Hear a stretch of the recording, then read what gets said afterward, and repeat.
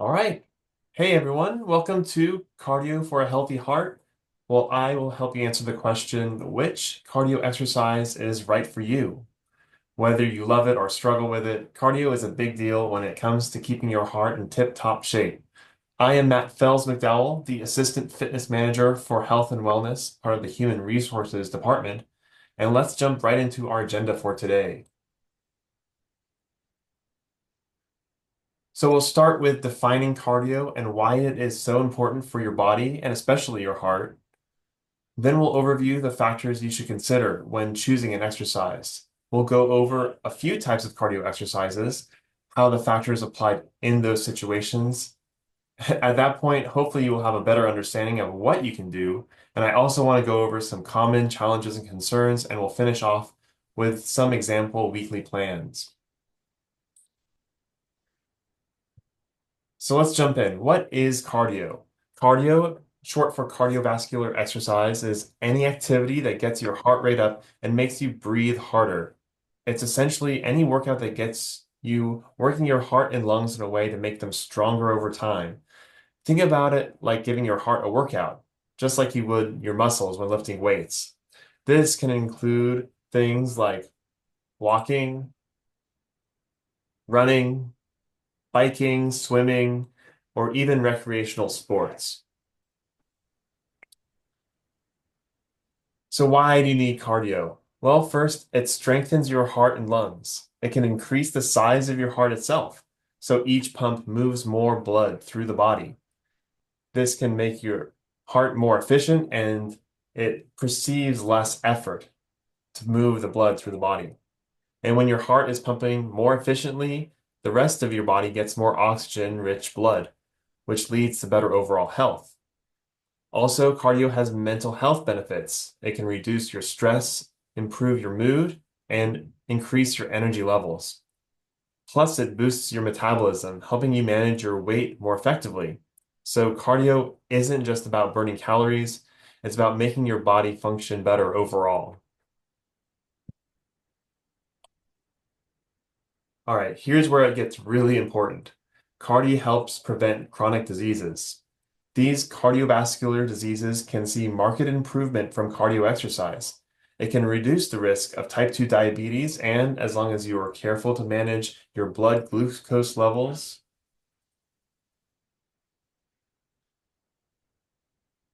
Harry, did you send me something? Yeah, I was just gonna say it would be helpful if you turn your camera on for us. We'd appreciate it. Oh, I can do that. There it is. Where was I?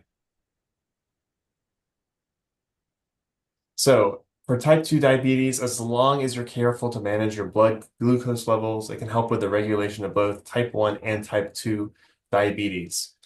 The thing with exercise is that it can reduce your blood sugar, so you do want to make sure those levels are maintained while you exercise. It can also help with hypertension and lower blood pressure, which can help with dyslipidemia, which is to say high cholesterol. By lowering the bad cholesterol, which is low density lipoprotein, also known as LDL and triglycerides, and it also increases the good lipoprotein, that's high density lipoprotein, aka HDL. This is especially critical as we get older. Cardiovascular disease, or CVD, is the leading cause of death worldwide. But the good news is that regular cardio can cut that risk down significantly. And quick warning for the next slide. There is a picture of a blood vessel, so I'm going to talk about what is actually going on inside your body during these chronic diseases. There it is. Okay, so we're going to talk about atherosclerosis. And this is when your blood vessels become blocked or narrowed because of a buildup of plaque.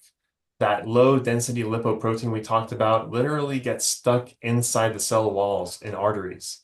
And so this is compounded by high blood pressure and a multitude of other risk factors. So why is this a problem? Well, the more your arteries narrow, the harder it becomes for blood to pump through the arteries and into your organs and muscles. the plaque buildup can also eventually block an artery, or it can suddenly burst and form a blood clot. So this is what leads to heart attacks, strokes, and other serious health issues. Fortunately, cardio can improve pretty much all of these factors and even the buildup of plaque by lowering the amount of LDLs in your bloodstream. You're not going to be building up that plaque at the same rate. So now that we understand why it's so important, you get it. Let's talk about what exercise can do. What cardio exercises are right for you and the factors you should consider when choosing one of those exercises. So the first one I would go over is the time. What time of day works best for your schedule? Can you go before work or after? And also, how much time do you have to dedicate each day? Some exercises can take longer than others. The intensity level is also very important. How hard can you push yourself, or how hard do you want to push yourself? And then accessibility. Are you easily able to access the place or equipment you need? And then think about if it's easier to access, the more likely you are to be persistent with that exercise. And then, of course, preference. Do you enjoy it? Do you want to stick with it? And if you don't, you're less likely to keep going. So all of these things matter because the best cardio exercise is one that you'll actually do regularly. So let's get into a little more detail with the intensity considerations. Most physical activity, cardiovascular activity, is going to be either moderate exercise or vigorous exercise. And so choosing the right intensity is very important.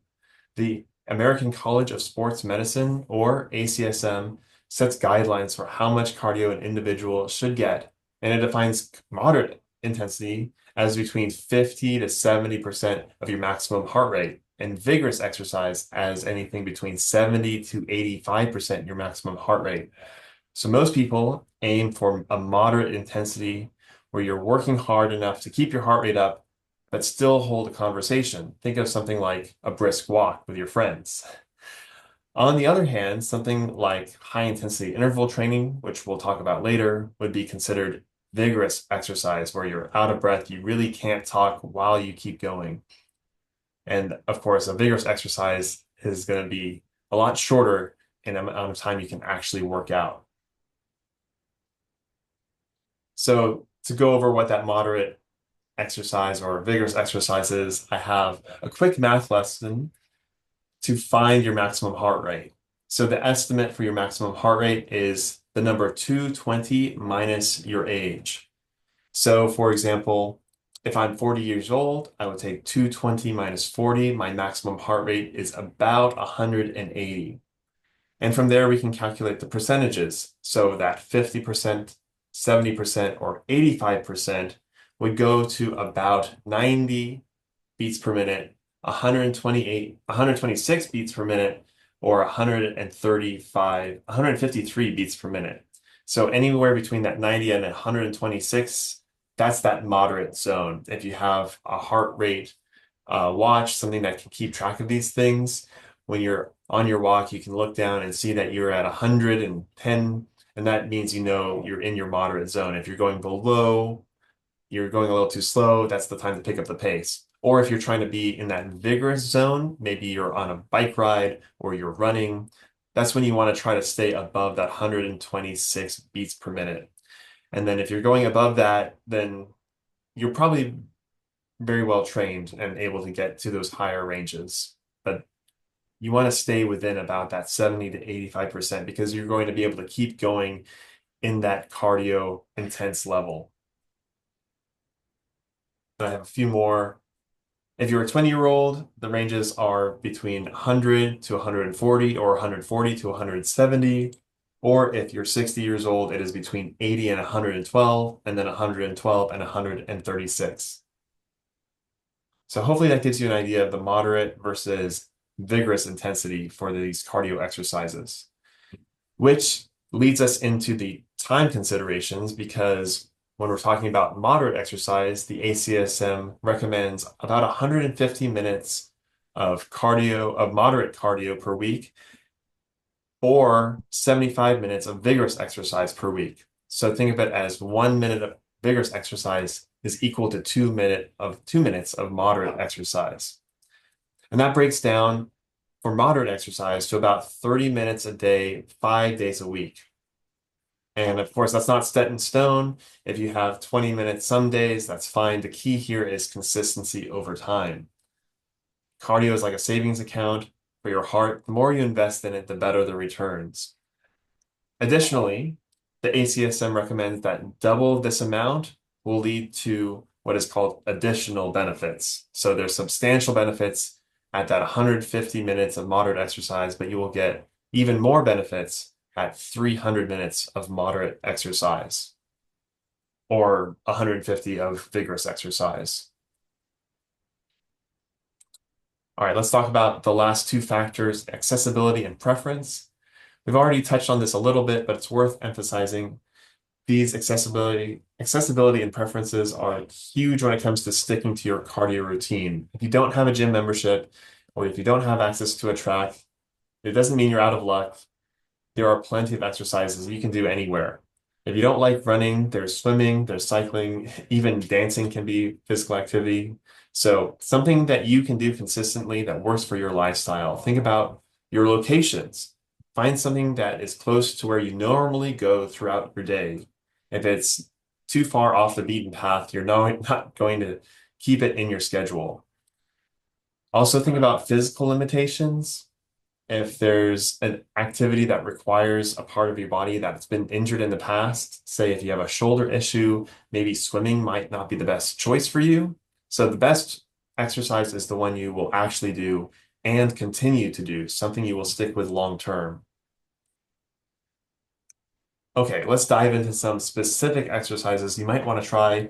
Each of these has its own sets of benefits, and each has its own set of reasons why you might not want to choose this one. So we'll go over each of these. And this is not an exhaustive list. There are definitely more types of cardio exercises that I'm not going over here, but this is the way I like to break it down for people. So we're going to start by talking about swimming. It's an awesome full body workout that's easy on the joints. So each of these exercises is either going to be low impact or no impact, like swimming, or it might be high impact. And we'll get into that in just a second. For swimming, it builds endurance, it increases lung capacity, just like any cardio exercise. And it's also available. We have the Lancaster Aquatic Center, and it's available here on campus if you are on campus. As long as the swim team is not there, you don't even need a membership. You can show up with your ID. As long as you're an employee, you are able to swim at the Lancaster Aquatic Center. And it's a full body workout. I like to go through a variety of different types of swimming strokes, so I'm not getting bored with just the one type of exercise the whole time. I'll do the front crawl or the backstroke, and I also like the breaststroke, and I try to cycle through those. So those are the benefits. The cons, of course, is that there are limited locations. If you do not have a pool near you, you're not going to be able to swim. And it's not for everyone. Some people don't like swimming for a variety of reasons. Water is cold, and you might have to shower afterwards. There's chlorine in the pool to keep it sanitary. And of course, I talked about this, but shoulders are required for most types of swimming. So if you know your body, just understand that swimming is available for a lot of people, and it's a great way to get that kind of exercise, that cardio exercise that doesn't impact the joints the way some of these others do. Next is biking. Biking is another low impact or no Ugh. impact for the most part. It's available at our MoveWell gyms. We've got bikes here, but it's also available outside as long as it's not like it is today where it's pretty slick out there. Lexington, we're pretty lucky to have multiple dedicated biking trails, and the streets have bike lanes. If you really want to get your heart rate up, you can go on some hills, or you can keep things at a more moderate intensity on a flatter road. But you might not want to be on a road that has a lot of traffic. You will need a bike if you want to go outside, but with the inside options, we have bikes at our gyms, and we are also hoping to start a spin class. I know the Johnson Center has spin classes, but here at MoveWell, we might be starting one soon, so keep your eyes out for an update on that. Okay, running. Running is going to produce higher heart rates. You're really going to be able to get into that vigorous zone, especially if you go really fast. But it does have a higher impact. It is probably one of the more surprisingly injury causing things you can do. A lot of times people who get into running really like to go a lot. So listen to your body. It's important to allow your body to recover. If you're feeling it, especially in your joints, in your bones, that's the time to take a rest and let your body recover. If you're just getting back into cardio exercise, you might think that running is a nice, easy way to do it. And you're totally right. It's low cost. There's a lot of places to go do it, but it can easily be overdone. So listen to your body.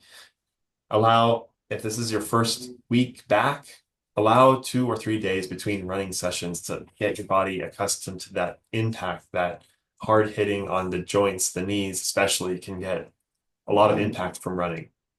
But all you need are some good shoes, a place to go, and you get to enjoy some nature when you're out there. On a similar note, walking can be a better option for a lot of people, and it's often overlooked, but it's a great way to get your cardio in without overdoing it. It can really fill in the gaps with those other exercise modalities too. So if I'm walking from my car to work and I decide to park a little farther away, I can get 10 minutes of walking to my office and then 10 minutes of walking back. And that's 20 minutes of walking. I didn't really have to reschedule anything. I just had to park in a different spot. It's easy on your body too. It's really not high impact. I would call it more low impact. If you're starting slow, you're not going down too many hills. It's really great for people who are just starting out with their cardio. And one thing I talk about with some people who have gotten a new pet dog just for the purpose of going out and walking more often. Walking a dog can get your cardio in. They need their walks, and they can also be very motivating when they want to go for a walk.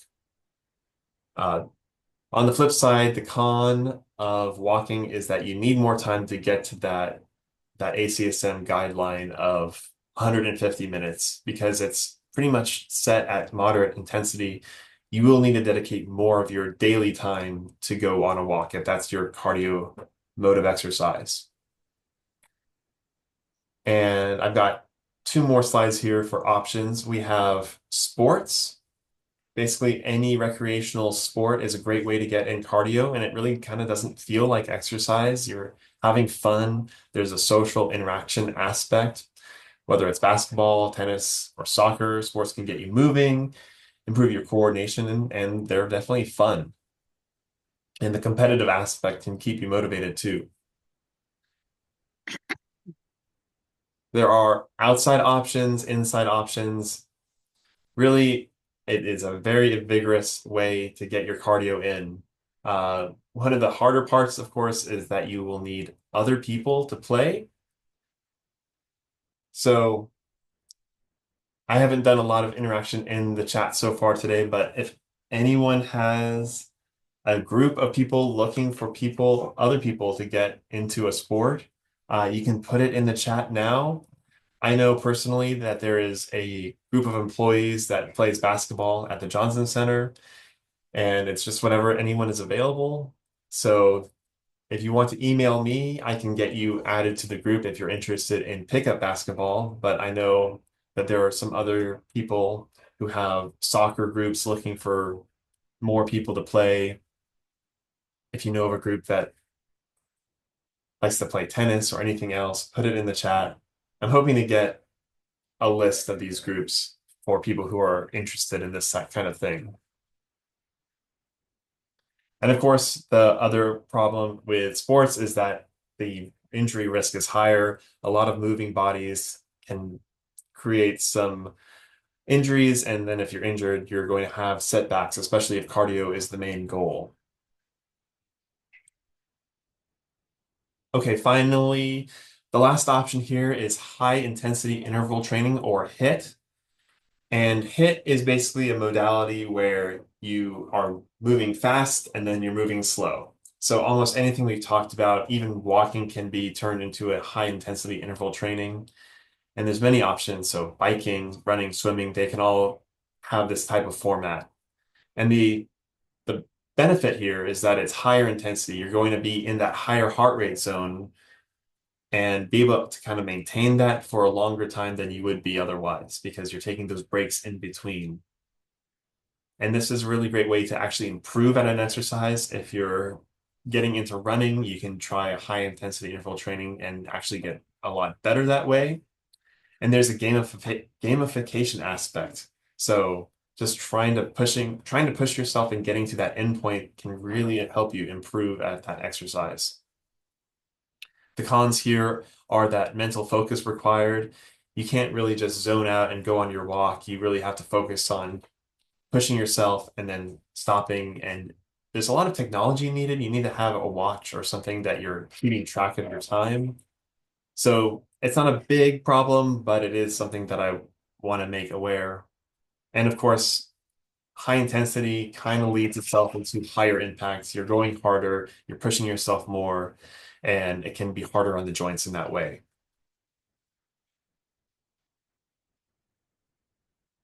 Okay, so how to plan a cardio routine? We want to make sure we're setting realistic.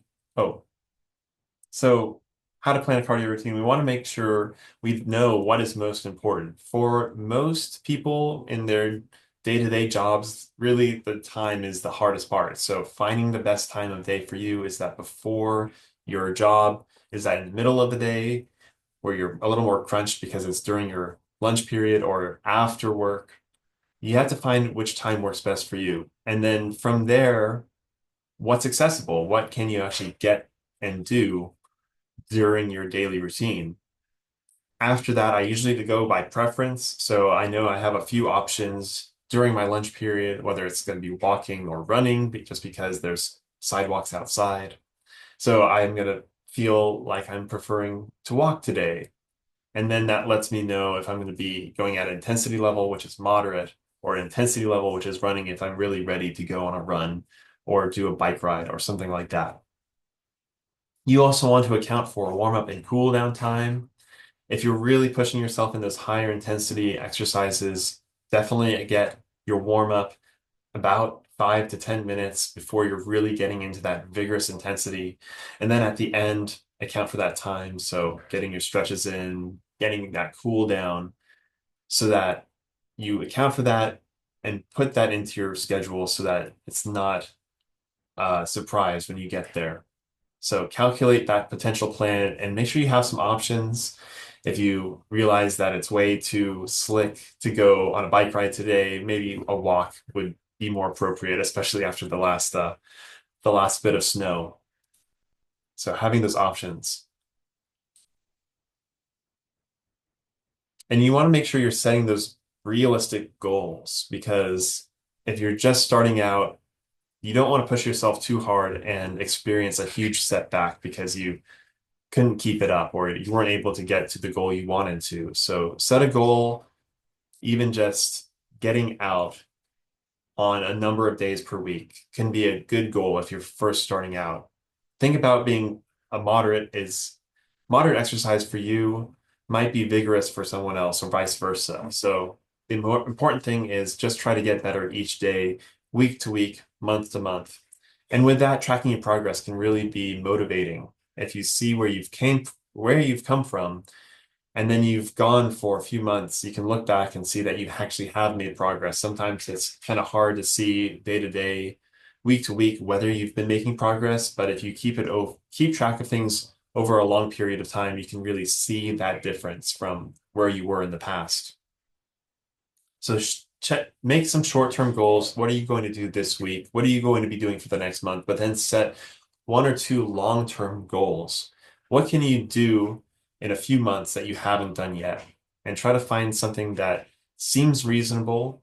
A lot of friends I talk to, they have their running events. I'm not a huge runner myself, but these are my running friends, and they get into those meets or those events where they're going to be running for a 5K, and they've got a few 5Ks a year, and they try to improve their timing each every few months in their event. So if there's something like that for you, that's a really good way to get a long-term goal and really see that progress.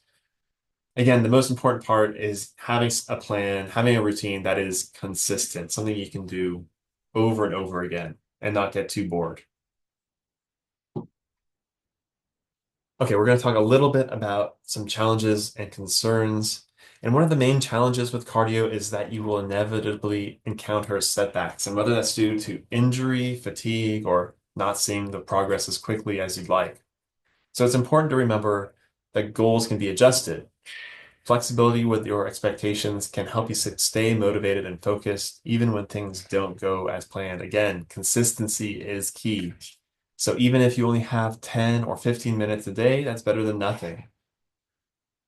So on days when it feels tough, sticking with your routine will yield long-term results. The small and steady efforts will add up.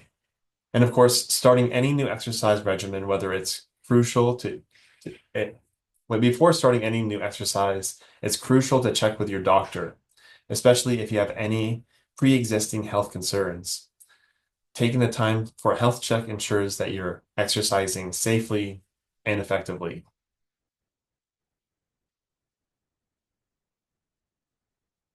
Okay, here's my example routine. This is basically something I do for myself, and this is something I'm hoping to help you kind of understand how this can fit into your schedule throughout a week. So we did not talk about strength workouts. That wasn't really the point of this talk today, but I do have that in my routine here just because it helps me understand exactly what I'm doing each day. I'm doing my strength workout 3 times a week with one day off in between, and then I kind of fit my cardio in between that. So on Monday, I have my strength workout, and then I do a treadmill walk. So I'm focused on the strength workout, and then after my workout, I do a little treadmill walk for 20 minutes. And this is a moderate walk, moderate intensity walk, not too hard, just something to keep me moving after my workout, get my circulation through my body. So the mode is 20 minutes of moderate intensity. My total after Monday is 20 minutes, not a ton. On Tuesday, I have my cardio class. We'll call it cycling for now. And that is 40 minutes of vigorous exercise. I'm definitely getting my heart rate above that intense zone. So keeping it up for 40 minutes, that 40 minutes vigorous is double for my calculation at the total. So it's actually 80 minutes for my total for the week. So that means I'm at 100. I'm almost there after 2 days. Wednesday is another strength workout. I don't have any cardio on that day. I probably do some walking every day, but I'm not putting that into my total. On Thursday, I have my swim intervals. So go to the Lancaster Aquatic Center, get a little bit of moderate, a little bit of vigorous, but I'm calculating it as 35 minutes of vigorous, not as much as the cardio class because there's toweling off time and a little more of a shower at the end. So 35 minutes of vigorous. My total for the week is 170 minutes of cardio exercise. So I've already met the guidelines for ACSM, but I'm not done because I still have a few more walks I want to do this week. Another strength exercise and treadmill run on Friday. Just a quick treadmill run. It's usually about 12 minutes, maybe not 15, but it's definitely a vigorous exercise, getting my body moving, getting my lower body moving after my upper body work on Thursday. And then Saturday, it's just a little walk out with the family, 30 minutes for a total of 230 minutes a week. And this is all my dedicated cardio exercise. This is not counting any other walking I did. If I had to walk to my car or if I was walking around a grocery store, that would all count as cardio exercise. I usually don't count it unless it's more than 10 minutes. For other reasons, more than just cardio, the joint benefits of moving for 10 minutes or so is about my minimum just for calculating things. But with this plan, it's 230 minutes. If I did 20 minutes of walking every other day, I'd be way over the 300 for those additional benefits. Okay. Before we really wrap up or get to some questions, I do have additional slides after this, but I want to talk about what we offer here at MoveWell. We have memberships. We have gym memberships. They are $9 a month for the two locations we have at Export Street. It's a big gym. It's open 5 a.m. to 10 p.m. Monday through Friday. On weekends, it's open 8 a.m. to 9 p.m. So it's open every day. We have all the gym equipment. We have cardio machines. We have the bikes. We have the treadmills. We have the ellipticals if you need something that's lighter on your joints. And then, of course, we have other options. We have other things you might look into. We have consultations with our professional staff here. We have Carrie on the left, and then myself on the right. That's Carrie Davidson. She's my supervisor. She's the MoveWell. She's our fitness manager. I'm the assistant fitness manager.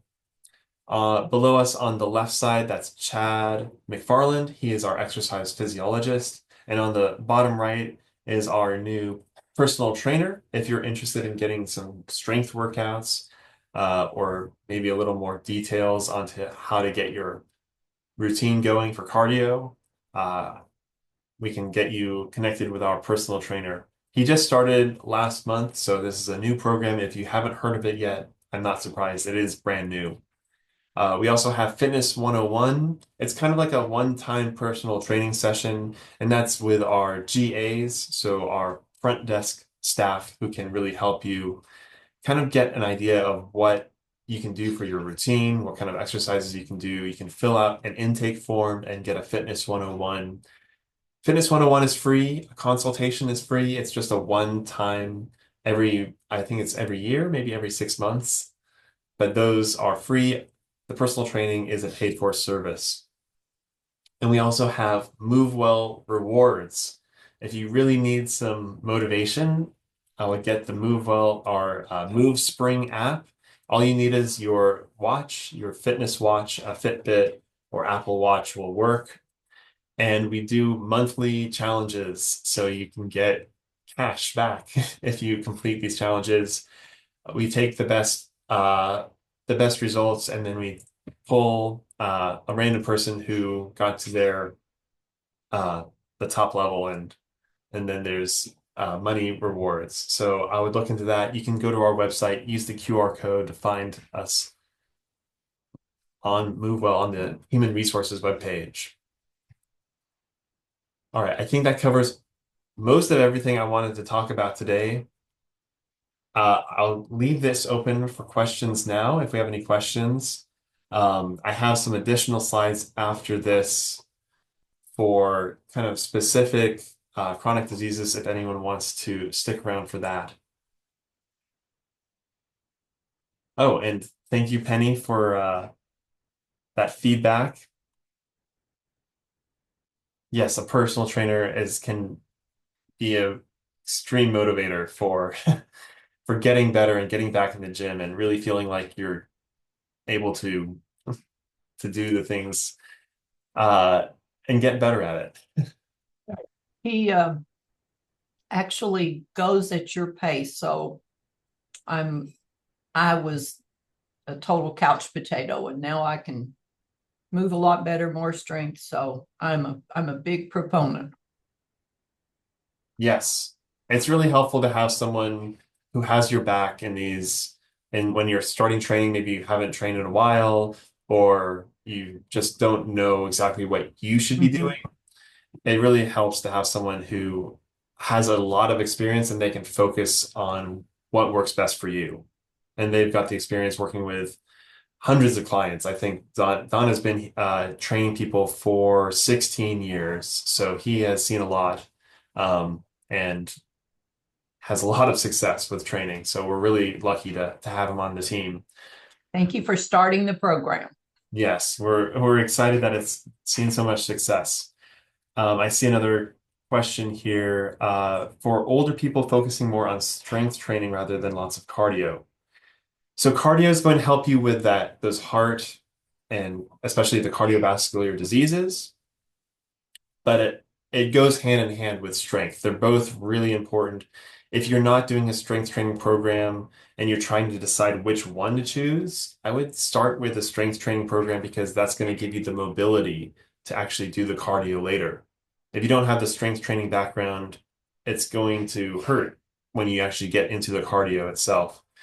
I mean, they're both important. Um, if you have to choose which one you want to start first, I would start with strength because if you don't have the solid foundation, you're not going to be able to build a building. You need to have the foundation first. You need to have the strength to actually go and do the cardio. If you aren't able to do as much strength training, try to find something that's low impact. Again, like swimming is a good option to get some cardio in, but you both both can be very important. All right, there's some more questions coming in. Is there any estimation on how much you can lower your cholesterol levels with 150 minutes of moderate exercise per week?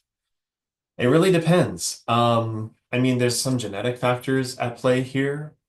Some people, if you haven't done any cardio in the past and you start doing that 150 minutes of moderate exercise, you can see a huge improvement. Someone like myself, I was always physically active and I was not able to get my cholesterol lower without medication anyway. So even though I was physically active, I still needed to be on medication to help lower that cholesterol down, in addition to getting the cardio exercise. So it really depends on the person. If you're not doing it already, definitely do it. It can't hurt that much, but it's going to help get the cholesterol levels down. Um, it really depends on the person, but by getting your cardio exercise in, you're able to absorb the nutrients from your diet, and your body's not going to produce the same level of those LDLs I talked about earlier. So it's going to be able to absorb those LDLs and use and give off more HDLs. And so you'll see that improvement because your body's adjusting to the cardiovascular exercise you're doing. Is there a different heart rate calculator for females versus males? Uh, there's definitely different types of heart rate calculators out there. I know I gave off the max heart rate, and it's not significantly different, I would say.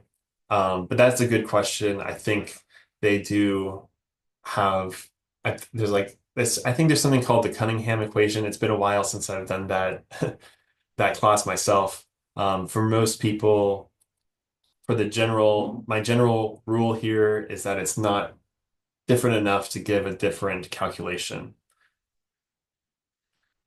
Thanks for joining us, Melissa. I hope this was helpful. Um, I do have a few more, if we have some time here, I can talk about a few more specific recommendations. Oh, we have another question. Fitness membership, schedule against all the class offerings first. Let me look. I believe that is our fitness class schedule. So right now, our MoveWell class membership, our MoveWell classes, they're pretty limited to middle of the day or that 5 p.m. time slot. And we might add in one or two more classes, especially in the middle of the day. Um, but if you're really looking for group classes, the Johnson Center does have more classes. That's a different membership. Employees get the Johnson Center membership for $17, or if you want both memberships for MoveWell, gyms, and also the Johnson Center, there's an all-access membership you would get through us. So you would sign up on MoveWell for that orientation and get the all-access membership, and that one is $22 a month. And the advantage there is that you get to use the MoveWell gym, which does not have all the students in it, while still getting to use the group classes that the Johnson Center offers. So it's a little confusing, but the Johnson Center is its own thing. That's this Johnson Center plus alumni gyms, and they have their own system, their own payment plan. But they do have more group classes. They're employing the students to teach those classes. Uh, we have a handful of class teachers for ourselves here. Pilates classes, yes, we can if there's interest, we do want to add a Pilates class depending on the schedule. I think we have a few people on staff that can teach Pilates, including myself. Um, So the thing we were hoping to do soon, I'm not sure if Carrie is still here, but we want to add specialty classes that you don't need a membership for.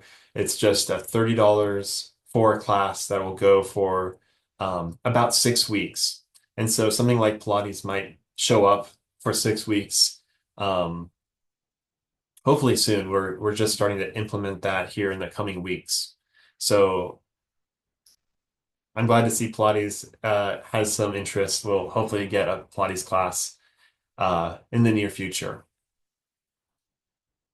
Okay, any other questions? We're kind of going to go into some overtime slides here, talking about some specific cardiovascular exercises.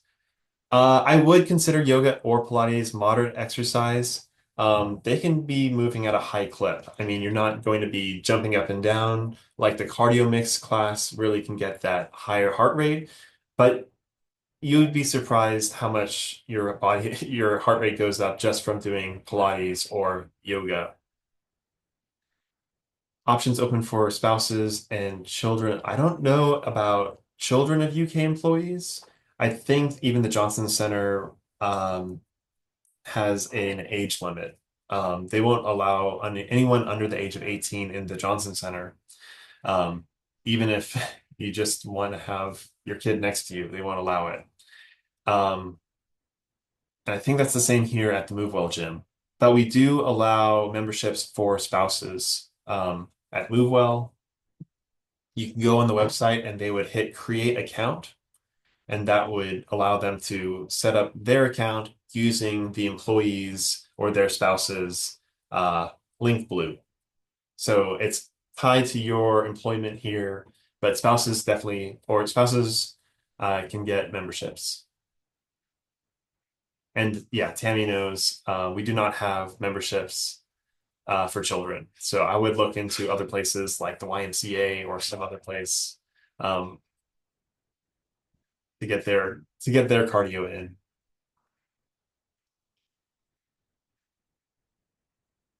And yes, there are discounts. Good point. UK employees get a discount at YMCA memberships. There's a few places around town that will allow you to have a discount for your UK employment.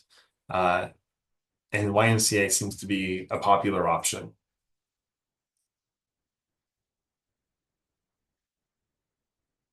Well, we're having a good discussion here. I'm going to talk a little bit. Please keep the questions coming. I am enjoying this conversation here. For specific cardiovascular type diseases, chronic diseases, I have some specific recommendations. Hopefully you can see this. This is all from the ACSM again, and it's more specific for, well, for example, obesity here. You really want to progress to daily cardio exercise. This is what's going to help get that fat off your body. 60 to 90 minutes. Again, it takes a while to get up to 60, 90 minutes a day, but if you're really dedicated to getting the weight off, this is what you're going to need to do. 60 to 90 minutes of cardio exercise, of moderate cardio exercise per day. And these are in heart rate reserve, which is a little bit of a different calculation than percent maximum heart rate. You get heart rate reserve by finding your maximum heart rate minus your resting heart rate. So this is a lot lower of a heart rate here because your sitting heart rate might be like 60 beats per minute. So again, the maximum heart rate minus your age, minus that sitting heart rate, that's your heart rate reserve, and then you get that 50 to 80% of that. So it's a lot lower than a lot of these moderate exercises would be. So even slow walking could be in there. And you can get that kind of moderate intensity, even kind of low intensity for 60 to 90 minutes pretty well. So get a standing desk, get a walking desk. That's a good way to get these in during your day. And of course, uh, complemented by resistance training. So get your strength workout in and also get your low level to moderate level cardio if you're working on obesity.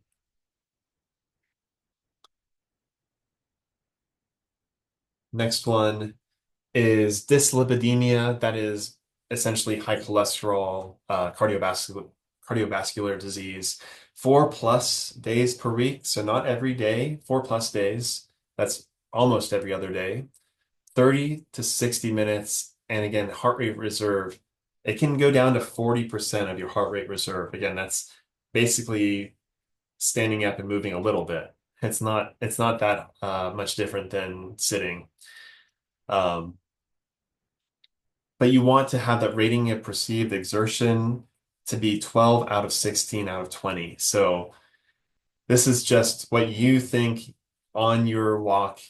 Okay, out of 20, how hard am I going? Am I going at a 10 or am I going at about a 12 or more? So for a lot of people, that might be more than walking. That might be like brisk walking or a light jog. Or if you're on a bike, you can kind of temper your pace so that you can get to that perceived rating of exertion. Um, I This RPE is out of 20. I think most people think better in terms of out of 10. So that's a 6 to an 8 out of 10. I'm going 6 to an 8 out of 10 intensity. Of course, this is going to be complemented by resistance training, a high fiber diet, and we have dietitians. Karen would be an excellent person to talk to if you have any sort of high cholesterol, things like that. And of course, weight loss, which we talked about in the previous slide. I can send you the slides, Cynthia. Yes, I can send you the slides. I think we had someone else asking for slides too. But also this talk is being recorded. I will share it on YouTube eventually.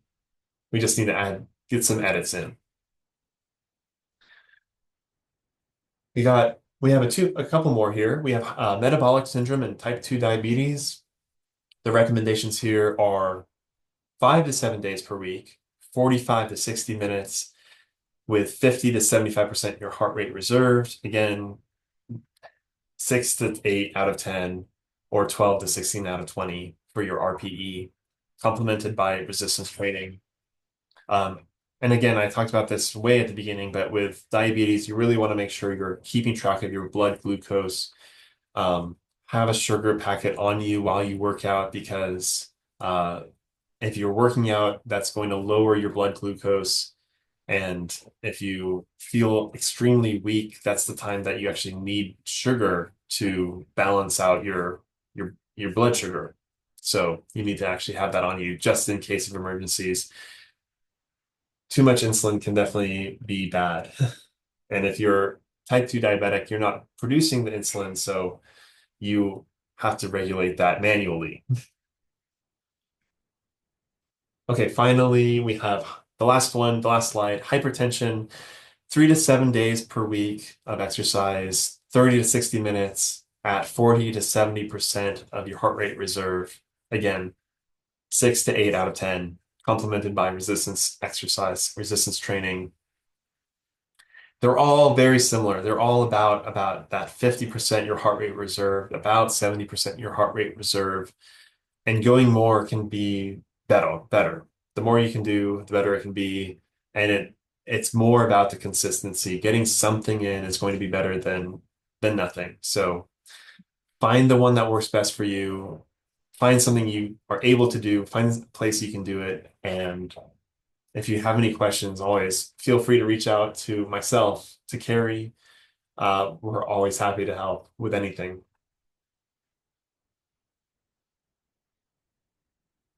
Thank you very much. And I hope you all have a great rest of your day. Take care.